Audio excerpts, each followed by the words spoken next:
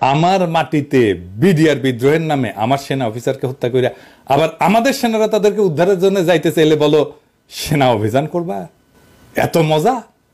ফেলানিকে মাইরা কাটাতারে ঝুলায় রাখবা, বাদ দিয়া নদী শুকায় আর বাচ্চারা ডুবায় মারবা, আমাদেরকে উই পোকা বলবা আর হাসিনাকে ক্ষমতায় রাখবা, আমাদের বুকের উপর দিয়ে ট্রানজিট নিবা, সব হান্দাই দেব পিছন দিয়া তেল ছাড়া।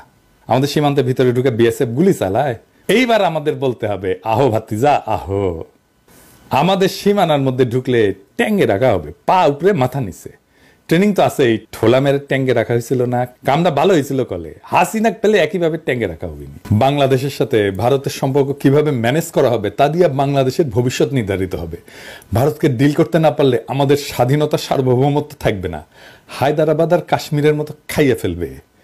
আমাদের কালেকটিভ মেমোরিতে জায়গায় রাখতে হবে কিভাবে হাসিনাকে সাপোর্ট দিয়া বাংলাদেশকে ধ্বংসের শেষ সীমানায় নিয়ে আসছিল ইন্ডিয়া, বাংলাদেশের উপরে কিভাবে চাইপা বসছিল। আপনি এটা বুঝতে পারবেন খুব ভালোভাবে যখন আপনি দেখবেন ওই ছবিগুলা, যখন ইন্ডিয়ান হাই কমিশনারদের বাংলাদেশের পলিটিশিয়ানদের সাথে যখন কথা বলতো, তখন তাদের বডি ল্যাঙ্গুয়েজ দেখবেন, তারা যেভাবে বসে কথা বলে। দেখেন এই যে দোরাই স্বামীরা, দেখেন ও দোরাই স্বামী না, ও বাংলাদেশের স্বামী হয়ে উঠছিল।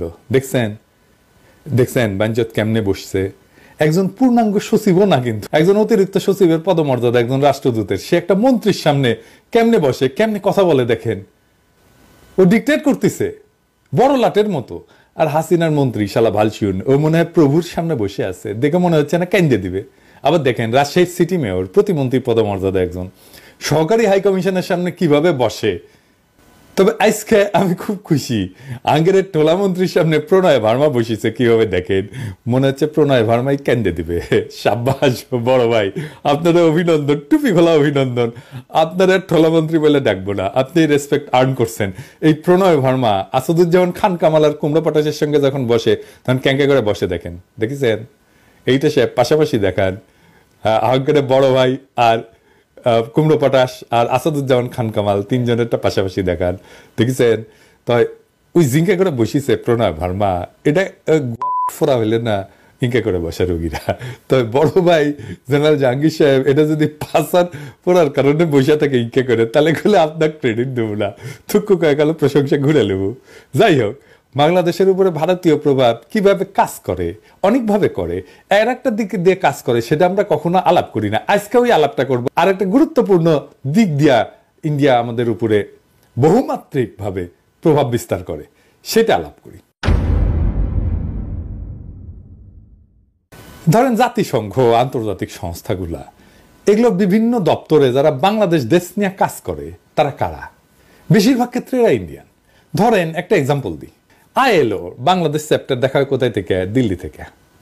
দিল্লিতে আইএলওর আঞ্চলিক অফিস, ওইখান থেকে আপনি ওইখানদের কর্মকর্তাদের দেখান তো, এটা সাহেব লিস্ট আছে ওইখানে ওদের ওয়েবসাইটে, দেখেছেন? 80% ইন্ডিয়ান, আরো বেশি হবে হয়তো। এখন দেখেন হাসিনা আমলে HRW বিবৃতি দেয় শ্রমিকদের অধিকার নিয়ে, কিন্তু আইএলও কোনোদিন দিছে কোন শ্রমিক অধিকার নিয়ে কথা বলছে? এই যে এত শ্রমিক মারা গেল, গুম হইল, খুন করলো এত শ্রমিককে, কোনোদিন কিছু বলছে? কিচ্ছু বলে নাই। আন্দোলন করতে যায় নিখোঁজ হয়েছে কতজন দেখেন, কখনো বিবৃতি দিছে? দেয় নাই। শ্রমিকদের আন্দোলন করতে গিয়া পুলিশের গুলিতে নিহত হয়েছে, আইএলও কোনোদিন বিবৃতি দিছে? আজ আমিনুলকে যে শ্রমিক নেতা, এটা একটা খুবই সেন্সেশনাল ঘটনা ছিল, আপনি জানেন না? আমিনুলকে তুলে নিয়ে যায় র্যাব, তারপরে ক্রস ফায়ারে দিয়ে মারে, তারপর মাইরে ফেলায় দিয়ে যায় ডেড বডি। অনেকদিন আগের কথা, আজকে আশুলিয়াতে, অনেকে হয়তো জানেন না। আইএলও কোনোদিন বিবৃতি দিছে? দেয় নাই। কিন্তু এই এখন দেখবেন এই যে শ্রমিক এলাকাতে গ্যাঞ্জাম হইতেছে না, এখন দেখবেন আইএলও কি বলে, সে এসে বলবে তোমরা সিবিআই আছে। সিবিআই মানে জানেন তো, শ্রমিকদের পক্ষে কথা বলার বৈধ প্রতিনিধি। এটা আন্তর্জাতিক আইনে স্বীকৃত, মানে কালেকটিভ বার্গেনিং এজেন্ট বলে। শ্রমিকদের পক্ষে কথা বলবে। প্রত্যেকটা প্রতিষ্ঠানে, প্রত্যেকটা শ্রমিক এলাকায়, প্রত্যেকটা ইন্ডাস্ট্রিতে একটা করে সিবিআই থাকে। ইভেন আমি যেখানে চাকরি করি প্যারিসে, সেখানে এই কোম্পানিরও সিবিআই আছে। হাসিনা আমলে কিন্তু সিবিআই ছাড়া চলতে পারবেন, বিশেষ ত্রিকোঠায় মাপ। হাসিনা বা আওয়ামী লীগ ক্ষমতা থাকলে যেভাবে ডিল করে বাংলাদেশের সাথে, অন্য কেউ ক্ষমতা থাকলে ঠিক উল্টাভাবে ডিল করবে। মানে আওয়ামী লীগ ক্ষমতা থাকলে তাদের পৌরুষ, পেশাদারিত্ব, এথিক্স, নৈতিকতা সব পোতায় যায়। আবার অন্য কেউ ক্ষমতায় আসলে তখন দিল্লির আইএলও কর্মকর্তাদের পৌরুষ জায়গা ওঠে। এটা হইতেছে আমাদের সমস্যা, বড় সমস্যা। জাতিসংঘ সহ সকল আন্তর্জাতিক প্রতিষ্ঠানকে আমরা আহ্বান জানাই, আমাদের কখনো ভারতের সাথে একসাথে রাখবেন না। মানে আমাদেরকে যখন ট্রিট করে তখন ভারত যেই গ্রুপে থাকে সেই গ্রুপে আমাদের রিপোর্টিং যেন ভারত না হয়। পাকিস্তানের ভারত কি একই অঞ্চলে আছে? নাই তো। জাতিসংঘের আন্তর্জাতিক সংস্থা ভারতকে দক্ষিণ পূর্ব এশিয়ার আওতাধীন আঞ্চলিক অফিস থেকে দেখা হয়, যার কেন্দ্রবিন্দু সাধারণত ব্যাংকক হয়, নিউ ইয়র্ক হয় অথবা দিল্লি। অন্যদিকে পাকিস্তানকে সাধারণত পশ্চিম এবং মধ্য এশিয়ার আওতাধীন আঞ্চলিক অফিস থেকে পরিচালনা করা হয়। আমাদেরকেও বাংলাদেশকে পশ্চিম আর মধ্য এশিয়ার অফিস থেকে দেখা হোক, এটা জাতিসংঘের কাছে আমাদের দাবি। এইটা আমাদের পররাষ্ট্র মন্ত্রণালয়কে বলতে হবে। কোনোভাবেই যেন আমাদের সাথে ইন্ডিয়ার কোনো ধরনের এইখানে যোগাযোগ না থাকে। আমরা একই গ্রুপে থাকবো না। থাকলে আমাদের ওরা বাম্বু দিতেই থাকবে। এইবার আর একটা প্র্যাকটিক্যাল উদাহরণ দেখাই।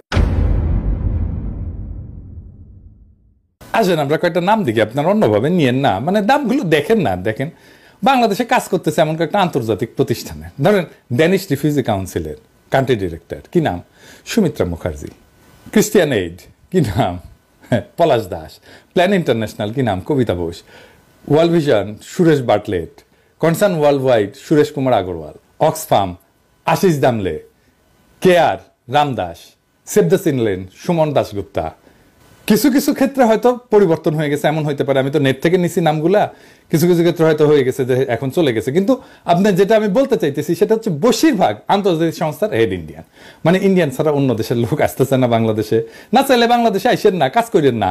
ইন্ডিয়ান কোম্পানি বাদই দিলাম, মানে ইন্ডিয়ান কোম্পানিগুলো কিন্তু বাদ দিছি। মানে বাজাজ আছে, টাটা আছে, এয়ারটেল আছে, মেরিকো আছে, সান ফার্মা, তাও দেখছেন একদম আন্তর্জাতিক প্রতিষ্ঠান কিন্তু সেইখানে ইন্ডিয়ান দিয়ে রাখছে। সবাইকে বলে দিতে চাই, আগামী বছর আমরা কোনো ভারতীয় প্রধান দেখতে চাই না। বাংলাদেশের প্রতিষ্ঠানগুলোতে 4 মাস তো আছে, এরপরে কিন্তু অফিস ঘেরাও করব। কোনো অপ্রীতিকর অবস্থা এড়াইতে চাইলে আগেই ভাগেন ভাইরা আর বোনেরা, পরে কোয়েন না, টাইম দেই নাই। আমার ক্ষুদ্র ভ্রাতার ভগিনীদের বলি, সব অফিসগুলো চিনে রাখবেন। আমরা জানুয়ারিতে আবার চেক করব, তখন যদি কোনো ইন্ডিয়ান থাকে অফিসে তাহলে কলে খবর আছে। হ্যাঁ, বাংলাদেশকে ভারতের জন্য হোস্টাইল টেরিটরি করে তুলব। আমার মাটিতে বিডিআর বিদ্রোহের নামে আমার সেনা অফিসারকে হত্যা করিয়া আবার আমাদের সেনারা তাদেরকে উদ্ধারের জন্য যাইতে চাইলে বলো সেনা অভিযান করবা? এত মজা? ফেলানিকে মাইরা কাটাতারে ঝুলায় রাখবা? বাদ দিয়া নদী শুকায় আর বাচ্চারা ডুবায় মারবা? আমাদেরকে উই পোকা বলবা আর হাসিনাকে ক্ষমতায় রাখবা? আমাদের বুকের উপর দিয়ে ট্রানজিট নিবা? সব হান্দায় দেব পিছন দিয়া, তেল ছাড়া। ইন্ডিয়ার সাথে আগামীতে কেমনে ডিল করতে হবে? ইন্ডিয়া তো সবসময় আমাদেরকে অধীনস্থ করে রাখার চেষ্টা করবে, পা চাপা দিয়ে রাখার চেষ্টা করবে। কেমনে এটা থেকে উদ্ধার পাবেন? আমাদের সাথে যা যা করছে হাসিনা আমলে, তার জন্য ইন্ডিয়ার সাথে কুত্তার মতো ব্যবহার করার বৈধ আর নৈতিক অধিকার আমাদের জন্মাইছে। হাসিনা যে ম্যাসাকার করছে তার পুরা দায়িত্ব ইন্ডিয়ার। হাসিনা যে ইন্ডিয়ার দাসী ছিল সেটা তো হাসিনাকে আশ্রয় দিয়ে প্রমাণ করছে। তাই কোনো মাপ নাই ইন্ডিয়ার লগে কোনো খাতির নাই। বাংলাদেশের কোনো উপদেষ্টা, বাংলাদেশের কোনো পলিটিশিয়ান যদি বলে যে আমরা ভারতের সাথে সম্পর্ক চাই, তার কলে খবর আছে। হ্যাঁ, আমরা ধরবো তারে। আমেরিকা ইন্ডিয়ারে সর্বতভাবে সাপোর্ট দিয়ে গেছে, তাই ইন্ডিয়ার সাথে প্রকাশ্য শত্রুতা আর আমেরিকার সাথে শীতল সম্পর্ক, এটাই হবে আমাদের পররাষ্ট্রনীতি। ভারতের সাথে হওয়া সব চুক্তি বাতিল করতে হবে। বাংলাদেশে ভারতীয়দের চাকরি নিষিদ্ধ করতে হবে। বাংলাদেশে ভারতীয়দের বিনিয়োগ বন্ধ করতে হবে। যে সমস্ত ভারতীয় কোম্পানি আছে সেগুলো বিশেষ অডিট করতে হবে। বাংলাদেশের শ্রম আইন, পরিবেশ আইন আছে না, কর পরিশোধ করছে কিনা, ভ্যাট পরিশোধ করছে কিনা, কোনো অনৈতিক কাজ করছে কিনা, এগুলো দেখতে হবে। আমি একটা এক্সাম্পল দিতে পারি কেমনে ধরা যাবে। হ্যাঁ, যেমন সান ফার্মা বাংলাদেশে কাজ করে না, ইন্ডিয়ান ফার্মা। ওই সান ফার্মা তো ডাক্তারদের ঘুষ দিয়ে প্রেসক্রিপশন লেখা হয়, এটা প্রমাণ করা 1-2 এর কাজ। এই অ্যালিগেশনে এই কোম্পানিকে বন্ধ করে দেওয়া যায়। সব ইন্ডিয়ান কোম্পানি ঘাপলা আছে, সেগুলো ধরা হবে। বাংলাদেশে ভারতের অর্থনৈতিক স্বার্থকে শূন্য করে দিতে হবে। কারণ আমাদের সব সময় মনে রাখতে হবে ভারতের সম্ভাব্য আগ্রাসন বাংলাদেশের উপরে। ভারতের ইতিহাস আছে, হায়দ্রাবাদকে দখল করে ফেলছে না, কাশ্মীরকে দখল করে ফেলছে না, সিকিমকে দখল করে ফেলছে না, ভুটানকে তার স্বাধীন পররাষ্ট্রনীতি পার্সু করতে দেয় না, একটা স্বাধীন দেশকে। এক্সাম্পল আছে না? তাই আমাদেরকে সবসময় মনে রাখতে হবে ভারত আগ্রাসন করতে পারে। তাহলে আমরা কি করতে হবে? আমাদের মিলিটারি মাইট বাড়ানো, সশস্ত্র বাহিনীর সক্ষমতা বাড়ানো। আগের এপিসোডে বলছিলাম পারমাণবিক বোমা লাগবে আমাদের, সেটা করতে দেরি হইলে এখন আমাদের লং রেঞ্জ মিসাইল লাগবে, যেন দিল্লিতে আঘাত আনতে পারে এইরকম মিসাইল লাগবে। চীনের সাথে বাণিজ্যিক আর সামরিক সম্পর্ক বাড়াইতে হবে, প্রয়োজনে ভারত বিরোধী সামরিক জোট তৈরি করতে হবে, ওরা দৌড়ের উপরে রাখতে হবে সবসময়। আন্তর্জাতিক সম্প্রদায়ের সাথে কূটনৈতিক সম্পর্ক জোরদার করতে হবে, বিশেষ করে দক্ষিণ এশিয়ার অন্যান্য দেশ যেমন চীনের সাথে, রাশিয়ার সাথে, এরকম শক্তিধর দেশগুলোর সাথে কৌশলগত সম্পর্ক গড়ে তুলতে হবে।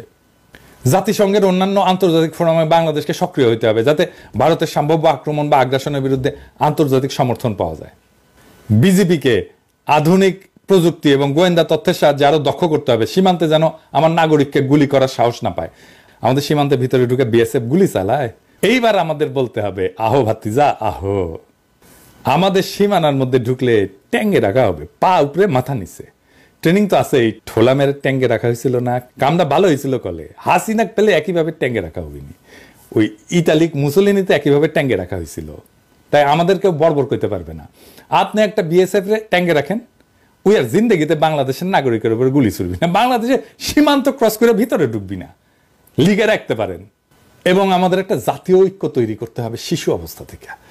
দেশের ভেতরে জাতীয় ঐক্য যেন বজায় থাকে সেই ব্যবস্থা করতে হবে। এবং দেখবেন ইন্ডিয়ার সবচেয়ে বড় স্ট্র্যাটেজি হচ্ছে বাংলাদেশের ভিতরে অনৈক্য বজায় রাখা। এখন দেখতেছেন না বিভিন্ন পলিটিক্যাল পার্টির মধ্যে অনৈক্য শুরু হয়েছে, একজন আরেকজনের পিছে লাগিছে, দেখেছেন না? এটা ইন্ডিয়ান প্ল্যান করে, বুঝছাও? যারা করিচ্ছে সবাই ইন্ডিয়ান প্ল্যানের মধ্যে পা দেখিছে। এটা রয় প্ল্যান যে বাংলাদেশের ভিতরে অনৈক্য বজায় রাখতে হবে। তো এই দেশের ভিতরে যে জাতীয় ঐক্য, এই কাজটা শুরু করতে হবে স্কুল থেকে। এখনই সময়, সেনাবাহিনীর তরুণদের জনগণ এখন পছন্দ করতেছে, এরা স্কুলে স্কুলে যাবে, ছাত্রছাত্রীদের সাথে কথা বলবে, আমাদের স্বাধীনতা সার্বভৌমত্ব কিভাবে রক্ষিত হবে, কারা আমাদের স্বাধীনতার শত্রু, কে আমাদের আক্রমণ করতে পারে, এইসব একেবারে স্কুলে ছাত্রছাত্রীদের মধ্যে ঢুকাই দিতে হবে। ভারতীয় পণ্য বয়কট আন্দোলন দেখেছিলেন না? একেবারে শিশুদের দিয়ে ক্যাম্পেইন করেছিলাম। ওই বয়সে ইনডক্ট্রিনেট করে দেওয়া, মানে মাথার মধ্যে ঢুকে দেওয়া, এইটা যদি ঢুকে দেওয়া যায়, এটাই আমাদের ভবিষ্যতে প্রতিরোধের শক্তি হয়ে থাকবে। ছাত্রছাত্রীদের অস্ত্রের সাথে পরিচয় করায় দিতে হবে, তারা যেন অস্ত্র হাত দিয়ে দেখতে পারে এটা কি। ভারত থেকে জ্বালানির উপরে নির্ভরশীলতা কমায় আনতে হবে, বিকল্প শক্তির উৎস এবং জ্বালানির নিরাপত্তার দিকে নজর দিতে হবে, যেন কোনো সংকটময় পরিস্থিতিতে বাংলাদেশ বিপদে না পড়ে। কূটনীতিতে বাংলাদেশের বেস্ট ব্রেনগুলোকে যুক্ত করতে হবে, যেন বাংলাদেশ কূটনীতিতে সেরা হইতে পারে। বাংলাদেশের সেরা ছাত্রগুলোকে দুনিয়ার সেরা ডিপ্লোম্যাটিক স্কুলের ট্রেনিং দেওয়া হতে হবে।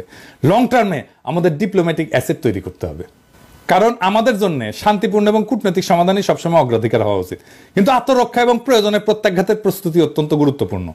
আপনার শত্রু যদি মনে করে আপনি দুর্বল, তাইলে আপনি গেছেন, আপনি শেষ। আপনার শত্রুকে সবসময় মনে করতে হবে যে এটা বিপজ্জনক, এর সাথে গ্যাঞ্জাম করা যাবে না।